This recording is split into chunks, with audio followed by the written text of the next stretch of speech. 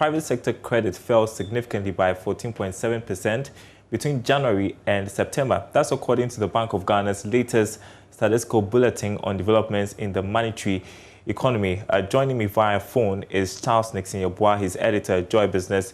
He's been reading through that report by the Bank of Ghana, and it's great to have you on the program tonight, Charles. Interesting to note that 23 banks had to review their credit policy because of the COVID-19 pandemic. Tell us more about what the report says. Well, basically, we all know that banks really prioritize risk, and risk is very central to bank operations. And during situations like pandemics, banks quickly would have to look at their credit policy in order to safeguard depositors' funds. And during the period of COVID-19, particularly the epic period, most banks suspended or deferred their lending to customers, and the hardest hit sector was the private sector. You know, banks would always look at areas where they could make enough income, but with COVID-19 lurking around or COVID-19 persisting, they had to review their credit policy. So clearly, we were not so surprised in terms of the decline in credit or loan advancement to the private sector.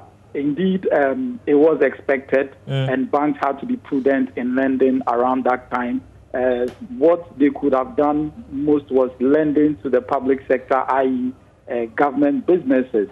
So in that case, it went up quite well. On a whole, total loans and advancement grew by 2.6 billion cedis to 47.4 billion cedis between January and October this year. And we all know that before the COVID hit the nation, between January and March, credit or loan advancement to consumers was quite significant. And even after the easing of further restrictions in the economy, we saw some level of significant lending. So going forward to the rest of the year, we expect that loans and advancement will be quite significant, but not as to the kind of, growth that we anticipated. We're anticipating quite significant growth, more especially after banks have shored up their stated capital. When you have a lot of liquid funds available, you need to lend in order to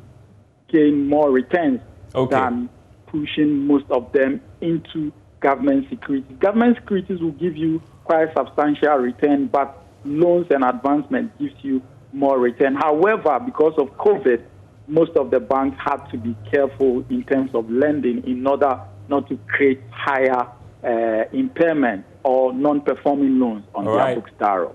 Thanks very much, Charles Nixon-Yeboah, with that update for us. We appreciate it.